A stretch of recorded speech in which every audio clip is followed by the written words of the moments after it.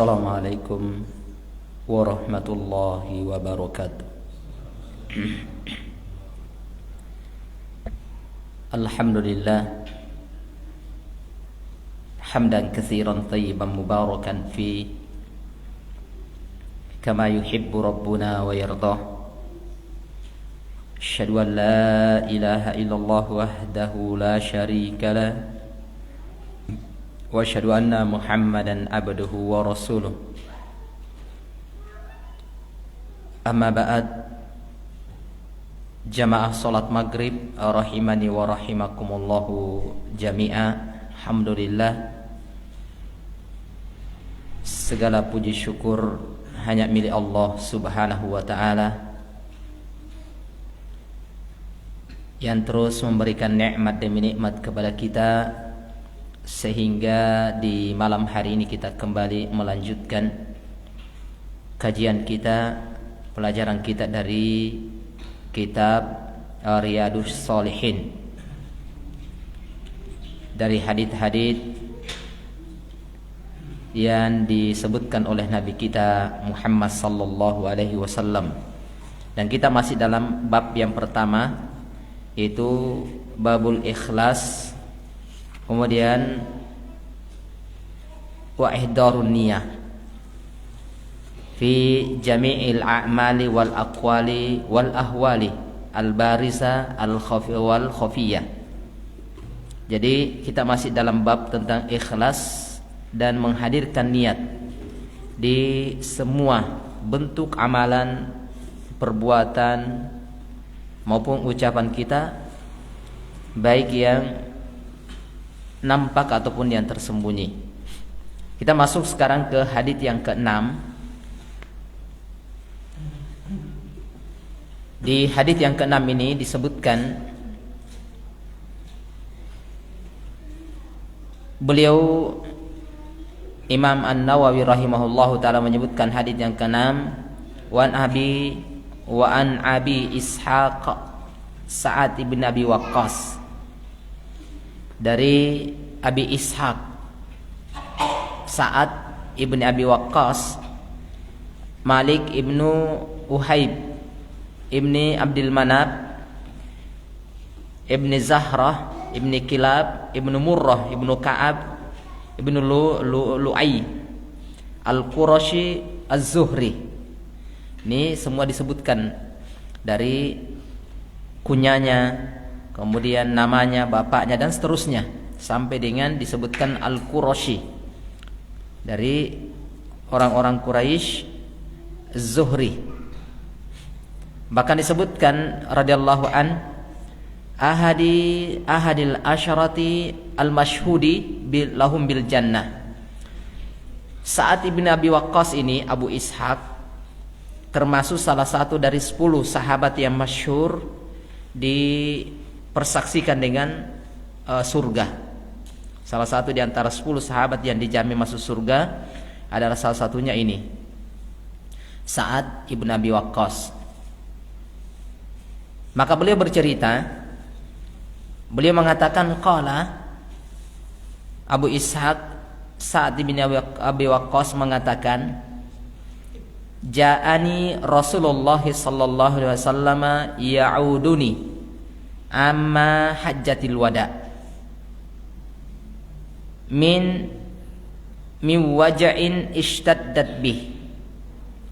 Saat Ibnu Abi Waqqas bercerita bahwasanya Rasulullah sallallahu alaihi wasallam datang menjenguk saya. Jadi Rasulullah sallallahu alaihi wasallam datang menjenguk saya pada Hajjatil Wada, setelah tahun Hajjatil Wada, haji perpisahan, di mana disebutkan saat itu Sa'ad ibn Abi Waqqas min waja'in ishtaddat bih, dengan sakit yang sangat parah. Jadi Nabi sallallahu alaihi wasallam mengunjungi Sa'ad bin Abi Waqqas saat ishtaddat bih waja', penyakitnya itu sudah parah. Kemudian fakultu, saya mengatakan, ya Rasulullah. Sa'ad bin Waqqas mengatakan, ya Rasulullah, inni qad balagha bi minal waja'i ma tarah. Ya Rasulullah, sesungguhnya telah sampai kepada engkau atau telah menimpa kepadaku penyakit seperti apa yang engkau lihat. Kemudian beliau mengatakan wa ana dzu malin wala yarisuni illa ibnatun li. Kata beliau, saya ini memiliki harta yang banyak. Jadi beliau bercerita saat saya sakit, dan itu sakit saya sudah parah. Maka disebutkan, dia mengatakan saya ini punya banyak harta dan tidak ada yang mewarisi hartaku ini kecuali seorang anak perempuanku saja, satu putrinya tok. Maka tentunya pertanyaannya, dengan hartanya ini mau diapakan? Maka beliau mengatakan, afa atasaddaqu bisulusai mali, bolehkah? Maka apakah boleh bagi saya untuk mensedekahkan 2/3 harta saya? 2/3 harta saya. Maka apa jawaban Nabi sallallahu alaihi wasallam? Qala la, tidak boleh. Maka kembali beliau mengatakan, karena 2/3 dari hartanya itu dia mau sedekahkan, Rasulullah tidak bolehkan. Maka dia kembali bertanya, ya Rasulullah, kalau fasyatru ya Rasulullah, bagaimana kalau setengahnya, seperduanya? Faqala la, kembali Nabi mengatakan tidak boleh. Kemudian setelah itu dia tanya lagi, qultu fasulusu ya Rasulullah, ya Rasulullah, bagaimana kalau sepertiga?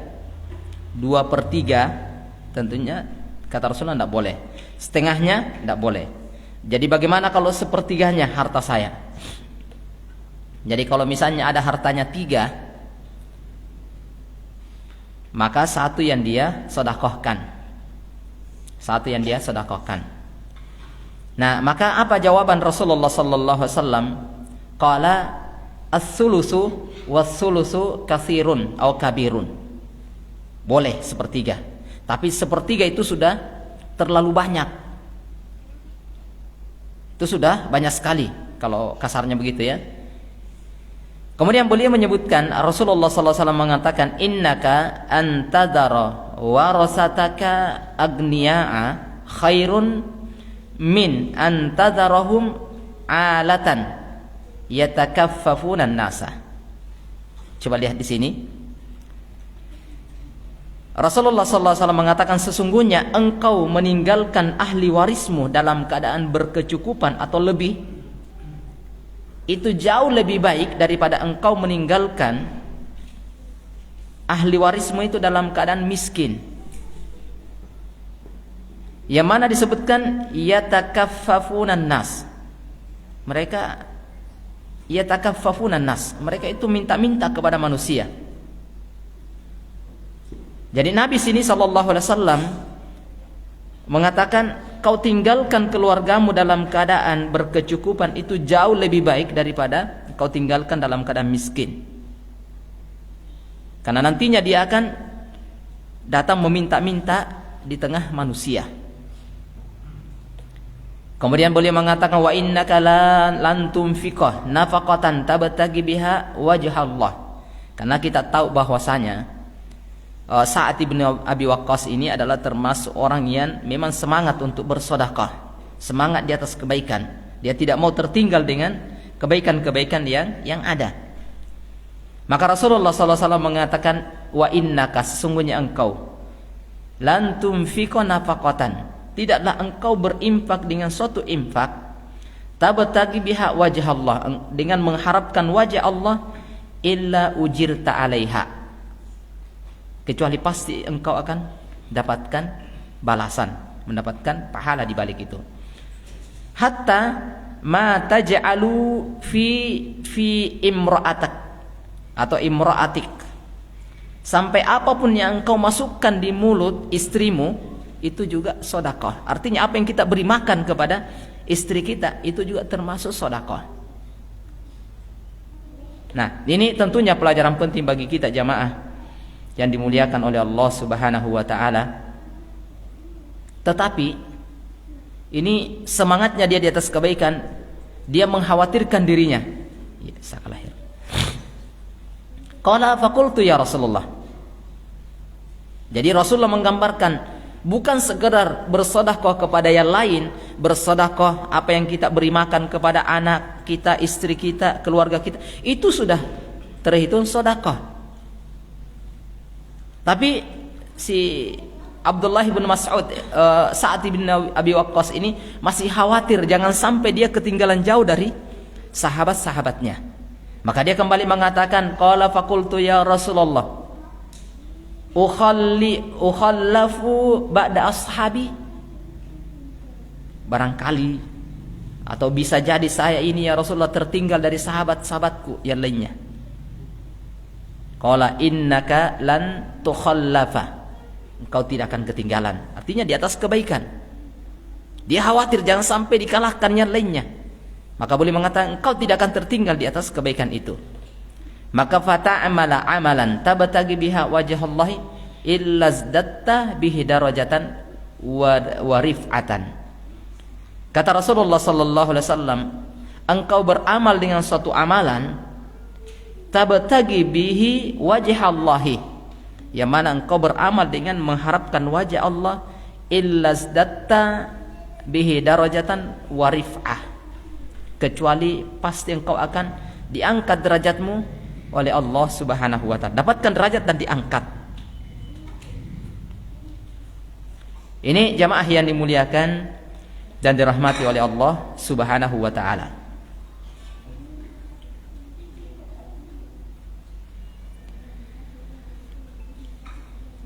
Maka perhatikan di sini jamaah yang dimuliakan oleh Allah Subhanahu wa taala, hadis ini adalah hadis muttafaqun alaih, diriwayatkan oleh Imamul Bukhari dan Imam Muslim. Maka dari hadis ini jamaah yang dimuliakan, kemudian setelah itu Rasulullah sallallahu alaihi wasallam mengatakan wala'allaka alla tukhallafa. Mudah-mudahan Allah Subhanahu wa taala memanjangkan umurmu. Nah, maka dari sini jamaah yang dimuliakan oleh Allah Subhanahu wa taala, hadis yang mulia ini tentunya banyak sekali pelajaran yang bisa kita petik dari hadis ini. Yang pertama kata para ulama atau ulama kita adalah tushra'u ziyaratul maridi lil imami famanduna wa tata'akkada bistiddadi al marid. Kata beliau, disyariatkan menziarahi orang yang sakit untuk imam, seorang pemimpin penguasa, atau selain dari seorang pemimpin ataupun penguasa, seperti Rasulullah mengunjungi Sa'ad bin Abi Waqqas, apalagi kalau di saat-saat sudah penyakitnya semakin parah. Ini disyariatkan untuk menziarahinya. Yang kedua, kata para ulama, yajuzu dzikrul maradi li qaradis sahih min nahwin talabid dawa au du'a rajulin saleh. Maka disebutkan di sini boleh menyebutkan penyakit. Saya ini lagi sakit begini. Boleh. Tetapi dengan tujuan yang benar, li qaradin sahihin. Dengan maksud dan tujuan yang benar. Misalnya min nahwi talabid dawa, supaya mungkin ditunjukkan obat. Oh, kalau penyakit begini, oh ini obatnya, maka boleh. Jadi dia sebutkan penyakitnya. Atau barangkali juga tidak ditahu obat karena dia bukan bidangnya di situ, bukan dokter, tetapi tentunya du'aun rajulun saleh atau du'a'u rajulin salihin, dengan doanya orang saleh. Dia sebutkan supaya mengharapkan doa dari orang-orang yang baik. Tetapi tentunya di sini Syekh menyebutkan dengan disebutkannya penyakit kita bukan berarti itu kita tidak terima penyakit itu, kita sudah bosan dengan penyakit itu, bukan, kata beliau. Dengan catatan ya, bihaitsu la yaqtarinu bidzalika syai'un minat tabarrumi wa adamir ridha. Tetapi dengan ketentuan jangan digandengkan dengan karena saya sebutkan penyakit ini karena sudah bosan hidup, atau saya tidak terima, jadi sehingga dia sebutkan, bukan tujuannya itu. Dan disebutkannya penyakit apa yang kita alami, penyakit yang kita derita, kata beliau, la yunafi as-sabru al-jamil. Itu tidak menafikan kesabaran yang baik. Bukan berarti seseorang yang menyebutkan jenis penyakit yang dia derita, yang dia alami, itu oh berarti kamu ini tidak sabar. Kata Syekh, enggak. Tidak seperti itu pemahaman dari hadits. Ini wallahu taala alam bissawab. Kemudian yang ketiga, jawasu wad'il yad ala jabahatil marid wa mashi wajhihi wa mashi aduwi alladhi ya'lamuhu wal fashu lahu fi tuli umri. Nah, begini. Jadi ketika kita menjenguk orang sakit, maka boleh dipegang. Jadi tangan kita itu bisa kita letakkan di dahinya. Misalnya kita pegang dahinya. Oh iya, tinggi sekali panasnya ini. Ya, misal contoh ya. Iya, betul. Oh, butuh ini. Nah, ini misalnya seperti itu. Ini dari saya. Kalau itu di sini tidak ada, hanya disebutkan boleh meletakkan tangan di dahinya. Ini, meletakkan tangan di dahi orang yang sakit. Atau mengusap wajahnya. Dia usap wajahnya bisa. Ini kata beliau. Atau mengusap anggota tubuhnya lainnya, mungkin tangannya atau betisnya. Ini. Yan alladhi ya'lamuhu, yang sakit. Jadi bisa. Mungkin ada datang menjenguk, ternyata dia tukang pijit. Nah, Masya Allah ini. Bisa dipijit-pijit. Nah, ini. Itu tambahan dari saya ya, bukan dari ini Syekh di sini. Tapi disebutkan di sini artinya dia memegang yang sakit. Ya mungkin seperti itu. Ini wallahu ta'ala bissawab. Sama dengan kalau misalnya kita bisa mungkin memberikan syafaat kepada teman-teman yang sakit, setidaknya mungkin ya kita pegang yang sakit kemudian bacakan ayat-ayat. Bisa, bukan berarti kita nanti tukang ruqyah, enggak. Mungkin saja dengan sebab kita datang keberkahan, bisa jadi. Mungkin penyakit dia tinggi, tetapi dengan dibacakan Al-Fatihah 3 qul atau ayat kursi atau ayat-ayat yang di dalamnya ada keberkahan muncul di situ, maka luar biasa itu. Tidak mesti harus nanti ada ada jinnya atau ini baru tidak. Bisa jadi seperti itu jamaah. Sedangkan kisah yang terjadi para sahabat yang tersengat kalajengking, ini kalau secara kasar, masa digigit kalajengking ini dibacakan Al-Fatihah, ternyata sembuh. Ini.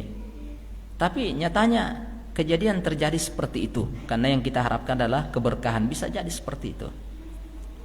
Ini wallahu ta'ala bissawab. Kemudian yang keempat adalah as-sawabu fil infaqi masyrutun bi sihhatin niyyah wa ibtigha'i mardatillah.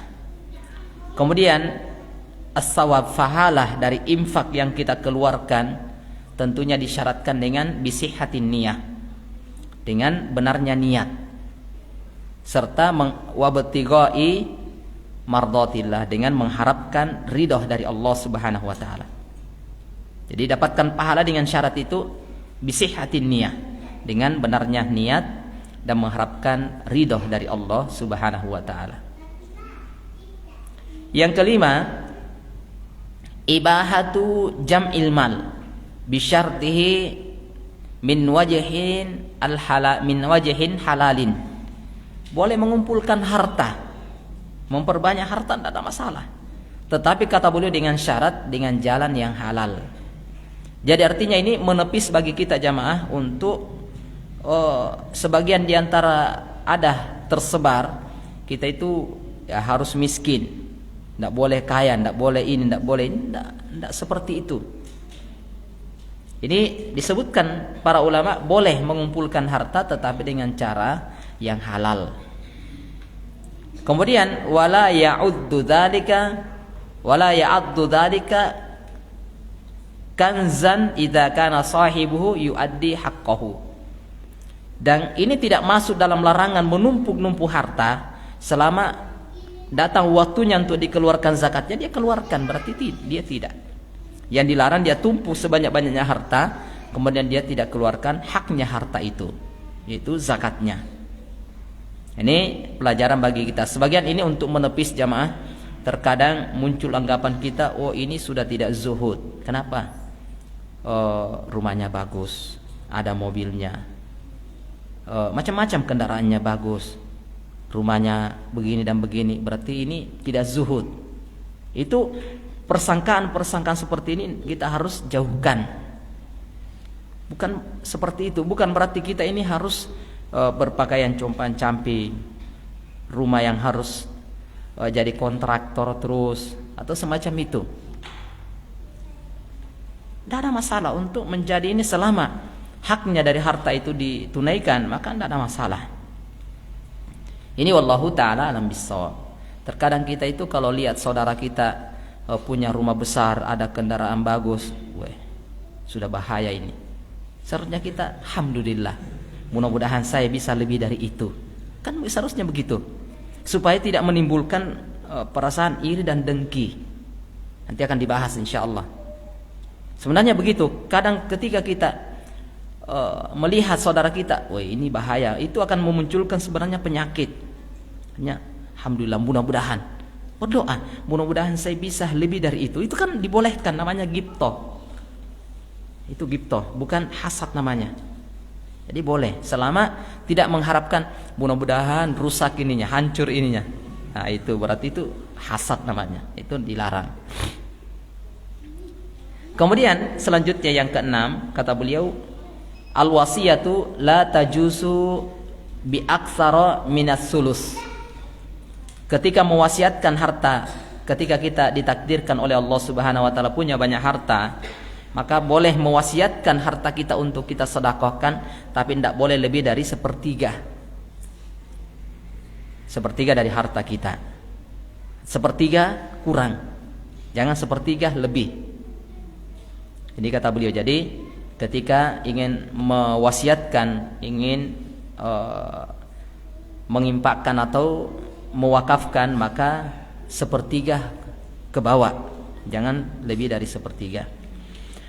Kemudian yang ketujuh, pelajaran yang bisa dipetik dari ini, al-infaku alal iyali fihi ajrun idza qasada bihil abdu mardatillah. Berinfak kepada orang-orang yang miskin tentunya itu memiliki pahala yang besar. Tetapi dengan kata beliau, idza qasada bihi al-abdu, jika seorang hamba ini mengharapkan mardatillah atau mardatallah, dia hanya mengharapkan ridha Allah. Itu. Jadi kalau tidak bisa jamaah. Karena itulah ikhlas. Yang kedelapan adalah a'malul birri wat ta'ah allati la yumkin istidrakuha qama ghairuha fis sawabi wal ajr maqamuha. Jadi amalan kebaikan, amalan ketaatan yang kita tidak bisa kerjakan, boleh diwakilkan kepada yang lain, dan pahalanya itu dia dapatkan, bukan yang mewakilkan. Dia mewakilkan karena membantu ta'awun dari sisi itu. Tapi yang dikerjakan amalannya ini, yang diwakilkan ini, dia akan dapatkan seperti dia yang melakukannya. Contoh, ada seorang yang ingin haji tapi sudah tidak bisa, maka dia namanya badal haji, dia bayar. Orang yang dibayar ini dapat keuntungan, membantu orang dapat juga uang. Itu dia keuntungannya di situ. Adapun pahala haji tetap akan ke yang dibadalkan. Sama dengan umroh. Maka sama jamaah, ketika orang tua kita sudah meninggal, kita ingin umrohkan bisa, ingin hajikan bisa, mereka akan dapatkan pahalanya. Kita mendapatkan pahala dari sisi yang lain. Sisi yang lain. Maka itu boleh. Maka disebutkan wal ajru maqamuha. Pahalanya itu tetap kembali ke asalnya. Jadi biasanya kita itu, woi saya tidak mau beramal kalau bukan lewat tangan saya. Sebenarnya banyak peluang-peluang di atas kebaikan sebenarnya. Tidak mesti kita yang turun tangan di situ. Mungkin kita jadi sebab. Mungkin karena pikiran kita, mungkin karena masukan kita, itu semuanya masuk di dalamnya. Cuma terkadang kita itu berpikir, nanti saya yang terjun langsung baru dapatkan pahala, tentunya tidak. Banyak jalan-jalan kebaikan. Selama apa yang kita lakukan itu semuanya di atas digunakan untuk kebaikan, insyaallah taala akan, selama itu terus dipakai, maka akan jalan kebaikannya dia. Sehingga ini kalau kita bisa jamaah untuk di atas kebaikan, walaupun orang lain tidak perlu tahu. Sekarang ini zaman-zamannya fitnah sebenarnya, zamannya musibah. Setiap apa yang kita lakukan dari kebaikan harus diperlihatkan. Ini sebenarnya bisa mengikis dari keikhlasan kita. Keikhlasan kita ini bahaya sebenarnya. Sehingga kalau bisa sebenarnya kita melakukan kebaikan tanpa ketahuan, maka itu jauh lebih baik.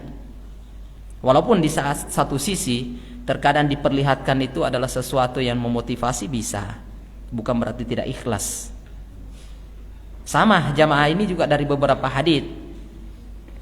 Ada seseorang dia dengarkan kabar saudaranya sakit, ini macam-macam, tertimpa musibah atau ini, dia memang tidak ketahuan, tidak terlihat dia membantu, tetapi ternyata dia kirimkan, dia doakan. Maka itu tentunya luar biasa, itu bisa jadi jamaah dengan doanya dia, orang yang kita doakan itu saudara-saudara kita yang ini. Nah biasanya ada orang menghukumi, oh ini tidak terlihat di situ, oh berarti tidak membantu. Belum tentu, tidak bisa kita berprasangka seperti itu. Ini tidak bisa berprasangka seperti itu. Ini disebutkan oleh Syekh rahimahullahu taala. Kemudian selanjutnya yang kesembilan, kata beliau, al-hatsu ala silatir rahim wal ihsan ilal aqaribi. Kata beliau, ini motivasi untuk senantiasa silaturahmi itu dijaga. Senantiasa dijaga dan berbuat baik kepada karib kerabat. Wa anna silatal aqrabi afdalu min silatil ab'ad. Tentunya silaturahmi dengan karib kerabat yang terdekat itu jauh lebih utama daripada silaturahmi kepada orang yang jauh. Walaupun sama-sama punya kebaikan, tetapi orang yang lebih dekat tentunya itu yang lebih besar, lebih utama. Kemudian juga di sini disebutkan adalah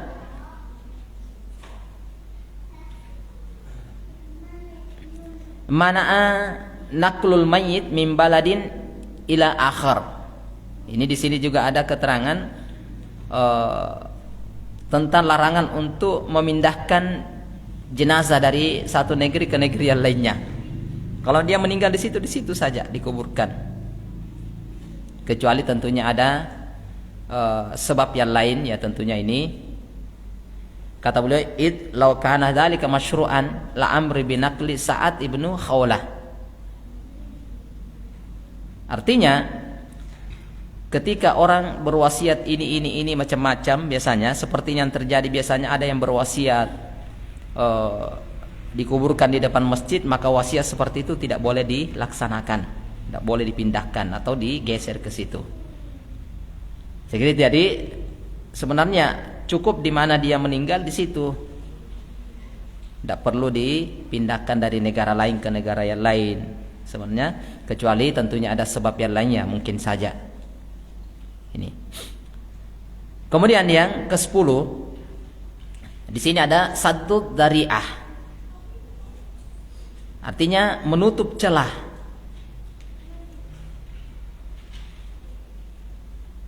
Di sini ada menutup celah, alla tarudduhum ala aqabihim. Itu ada lanjutan dari haditsnya, supaya dia tidak kembali ke belakang. Artinya ini menutup celah untuk tidak kembali di atas kejelekan. Kemudian yang ke-11, pelajaran yang bisa di sini adalah takyidul mutlaqil Quran bis sunnah. Nah ini artinya di sini juga kita bisa lihat bahwasanya terkadang Al-Quran itu sifatnya masih umum, dikhususkan oleh hadits. Seperti dalam ayat Al-Quran disebutkan, Allah Subhanahu wa taala mengatakan dalam surah An-Nisa ayat 12, mimba diwasiyatin yusi biha awdain. Mimba diwasiyah, dia wasiatkan sekian, maka yusi biha. Maka ternyata disebutkan dari hadits itu hanya 13 kurang, sepertiga kurang. Itu jadi berarti sesuatu yang sifatnya umum wasiat. Kan kalau begini mimba diwasiatin bisa saja 2/3, bisa setengah, bisa lebih. Tapi datang hadits mengatakan sepertiga kurang, paling banyak sepertiga saja. Berarti itu namanya Al-Quran yang sifatnya umum, datanglah hadits yang mengikat dengan sepertiga, sehingga Al-Quran dengan hadits itu, selama hadits itu sahih, tidak bisa bertentangan dan dia saling menguatkan antara satu dengan lainnya. Kemudian yang ke-13, wujubun nadhari fi masalil warasah wal mura'atil adl bainahum. Ini bagi orang-orang yang dimintai nasihat untuk masalah wasiat, maka dia wajib an-nadhar fi masalih al-warasah. Dia harus lihat bagaimana ahli warisnya. Biasanya begini jamaah, orang yang meninggal tentunya akan meninggalkan ahli waris. Misalnya ya, meninggalkan ahli waris, maka orang-orang di sekitarnya ini dia harus lihat ahli warisnya. Kalau datang orang-orang di saat dia meninggal bawakan uang atau semacamnya lainnya, itu biasanya banyak, ada yang banyak, ada juga yang sedikit. Maka pertanyaannya adalah, apakah uang ini kita bagi atau tidak? Ini kembali dilihat maslahatnya. Barangkali keluarga yang ditinggal ini tidak ada warisan, maka itu yang diberikan kepada dia, tidak usah dibagi-bagi. Walaupun boleh kita niatkan apa yang apa istilahnya kalau orang Makassar itu Pak, apa namanya, biasa dibawakan berupa uang atau apa, timporong. Jadi semacam itu Pak, timporongnya inilah yang biasanya kan macam-macam, ada yang banyak, boleh saja kita bagi ini, tapi dilihat maslahatnya di situ. Barangkali masih ada banyak anaknya yang membutuhkan ini, dengan itu mungkin bisa membantu. Itu termasuk sedekah si mayit, infak si mayit kepada keluarganya juga masuk. Ini wallahu ta'ala bisawab. Kecuali kalau misalnya mereka orang-orang yang mampu, orang-orang yang kaya, maka boleh saja dia tidak ada diambil, dia berikan, dia sumbangkan semuanya, bisa. Dan kalau seandainya pun tidak disumbangkan sama sekali, maka ini juga tidak ada celaan bagi mereka. Ini gili, nah ini keluarganya tidak ada, ini itu urusan dia. Terkadang juga gambarannya baju semua ini di keluarganya juga banyak yang membutuhkan. Nah, di situ dilihat maslahatnya, dilihat dari ahli warisnya.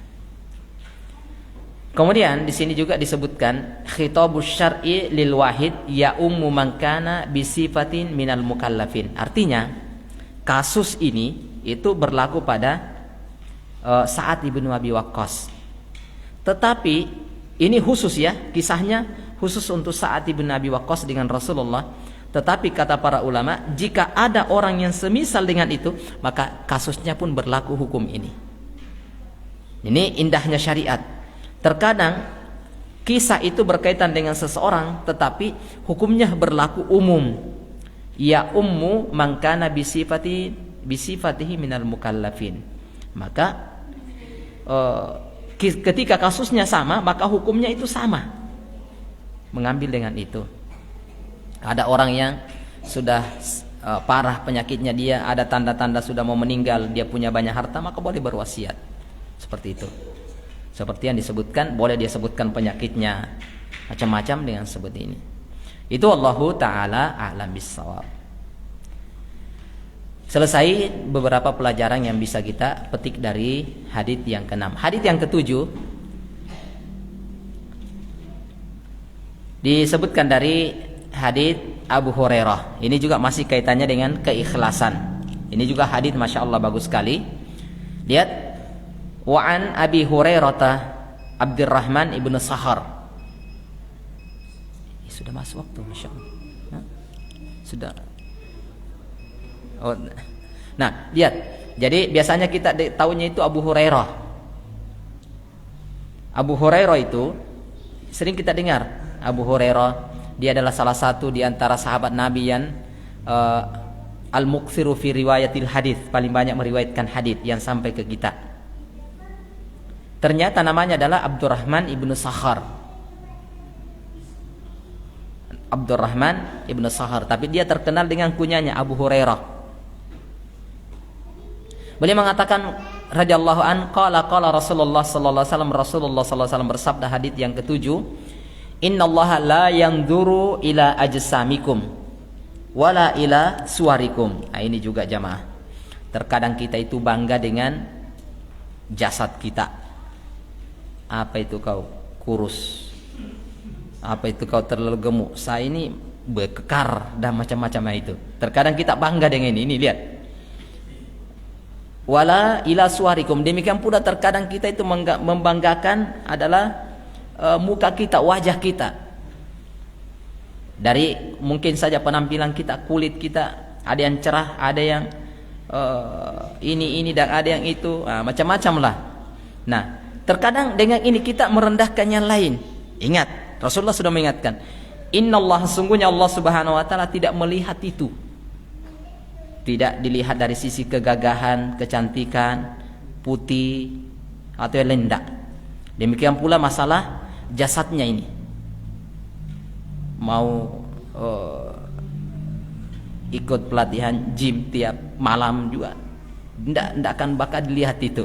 Terkadang dengan itu juga kekarnya ini, terkadang kita untuk menampakkan boy juara ini, muncullah kesombongan. Jadi bukan berarti dilarangnya, tidak ya, tidak. Hanya jangan sampai. Jadi artinya harus kita ini jangan membanggakan jasad, wajah, karena itu Allah tidak lihat di situ. Kalau misalnya nanti semua orang cantik dan orang gagah yang masuk surga, waduh, gawat kita ini. Nah, seperti itu. Nah, ini yang butuh kita perhatikan. Walakin yanzuru ila qulubikum, riwayat Imam Muslim. Tetapi Allah akan melihat kepada hati-hati kalian.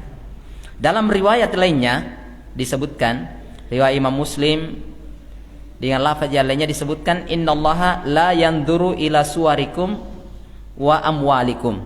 Allah Subhanahu wa taala tidak melihat wajah-wajah kalian cantik atau tidak. Demikian pula wa amwalikum, demikian pula harta-harta kalian, tidak, bukan itu yang dilihat. Walakin yanzuru ila qulubikum wa a'malikum, tetapi Allah akan melihat kepada hati kalian dan kepada amalan-amalan kalian. Sehingga ini juga menjadikan kita bahagia jamaah. Kalau kita banggakan wajah tidak, jasad tidak, tapi ya masih ada hati dan amalan. Hati dan amalan. Sehingga ini juga menjadi pelajaran bagi kita jamaah. Jangan pernah merasa, oh ya, subhanallah, saya ini di cermin, ya misalnya ya, luar biasa dari yang lainnya. Berarti yang lainnya ini semuanya kecil. Sayang ini hati-hati di situ. Karena jangan sampai kita sendiri yang melihat itu, tapi ternyata Allah tidak melihat di situ. Allah hanya melihat hati dan amalan-amalan kita.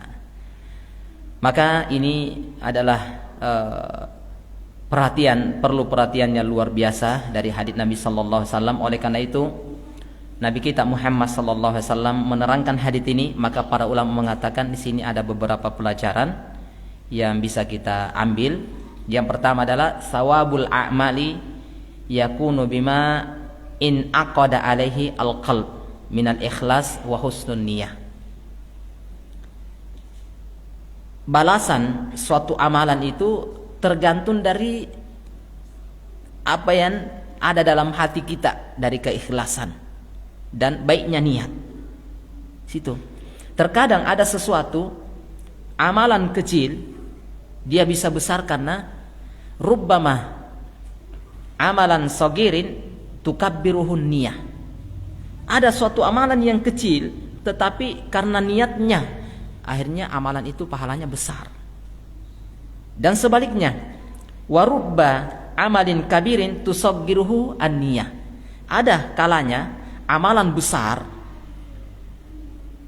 amalan yang besar, ternyata apa yang terjadi adalah tusaggiruhu an-niyah. Dia menjadi kecil, kenapa? Gara-gara niatnya yang tidak baik. Dia berbuat baik karena mau ini, dia begini karena mau ini. Nah, itu. Ini yang pertama. Kemudian yang kedua adalah i'tina'u bi islahil qalb muqaddamu ala islahil jawarih. Nah, ini. Terkadang kita itu lebih perhatian daripada memperbaiki fisik. Kalau perempuan biasanya ya Masya Allah, sekarang itu kita tidak tahu orang yang sakit dengan yang tidak. Ada apa namanya glowing sekarang itu Masya Allah ya. Kita tidak tahu itu yang mana yang asli, ini yang mana ini tidak, karena ini sembarang. Ini terkadang ini yang lebih fokus.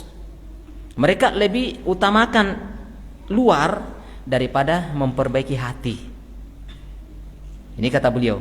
Kata beliau di sini, diutamakan memperbaiki hati daripada memperbaiki bagian luar. Bukan berarti jangan sampai Bang Ustadz ini tidak boleh begitu, enggak ya, enggak. Hanya sekedar contoh saja. Jangan sampai kita lebih mengutamakan yang luar daripada yang dalam. Kalau bisa lebih bagus yang di dalam, bagus juga yang di luar kan bagus. Nah, itu yang kita harapkan. Kenapa jamaah yang dimuliakan oleh Allah Subhanahu wa taala? Hadisnya jelas. Fa idza saluha al-qalbu saluhal jasadu kulluh. Kalau yang di dalam ini baik, semuanya akan menjadi baik. Wa idza fasadal qalbu fasada al jasadu kulluh. Kalau hati yang rusak, semuanya rusak jemaah. Walaupun di luarnya bagus. Nah, ini. Kemudian yang terakhir di sini adalah al insanu mas'ulun wa muhasabun ala niyatihi wa amalihi. Manusia itu tentunya akan mas'ul, akan ditanya dan akan bertanggung jawab berkaitan dengan niat dan amalannya. Maka kalau begitu fayam bagi ayyakh risa ala tasdidihima wa tariqir rusydi wal huda bima jaa anillahi ta'ala wa sahha anin Rasulullah sallallahu alaihi wasallam. Jadi kata beliau, fayam bagi sepantasnya ayah risa untuk semangat ala tasdidiha, untuk senantiasa mentasdid hati. Selalu kata Umar ibn Khattab, hasibu nafsik qabla an tuhasab. Hisablah dirimu, jiwamu sebelum engkau dihisab. Ini dengan cara tentunya terus memperbaiki, melihat, sehingga ketika itu keikhlasan kita akan menjadi penentu. Ketika kita ingin beramal, hadirkan apa yang kita inginkan. Hadirkan niat itu untuk apa kita beramal, untuk siapa. Kalau sudah sesuai dengan apa yang datang dari Allah, jaa anillahi ta'ala wa sahha an Rasulullah sallallahu alaihi wasallam, maka itu yang benar. Itu jamaah yang dimuliakan dan dirahmati oleh Allah Subhanahu wa taala. Ini dua hadis yang sempat kita baca insyaallah taala karena waktu. Ini dulu yang bisa kita sebutkan. Target untuk 4 hadis ternyata Masya Allah ini tidak tercapai ya. Hanya 2 hadis yang sempat kita sebutkan, tetapi setidaknya kita dengarkan bagaimana wasiat yang Rasulullah tinggalkan untuk kita. Harta yang sangat berharga Rasulullah tinggalkan untuk kita adalah hadits Abu Hurairah, Abdurrahman ibn Sahar, dan Sa'ad ibn Abi Waqqas, Abu Ishaq. Nah, ini 2 hal yang kita bisa sebutkan insyaallah taala di waktu yang singkat ini. Insyaallah di pertemuan akan datang kita akan lanjutkan di hadits yang selanjutnya insyaallah taala. Sehingga tentunya kami kembali ingatkan untuk diri saya dan untuk teman-teman sekalian, jamaah yang dimuliakan dan dirahmati oleh Allah Subhanahu wa taala, untuk mari kita berusaha, karena tentunya akan kembali kepada kita semuanya berkaitan dengan apa yang kita lakukan. Ketika kita beramal, maka ikhlaskan amalan kita, ikhlaskan untuk Allah supaya mendapatkan balasan di sisi Allah Subhanahu wa taala. Saya kira ini mungkin yang bisa saya sebutkan insyaallah taala. Mudah-mudahan bermanfaat. Wallahu taala alam bissawab. Ini dulu. Subhanakallahumma rabbana wa bihamdik, asyhadu an la ilaha illa anta astaghfiruka wa atubu ilaik. Assalamualaikum warahmatullahi wabarakatuh.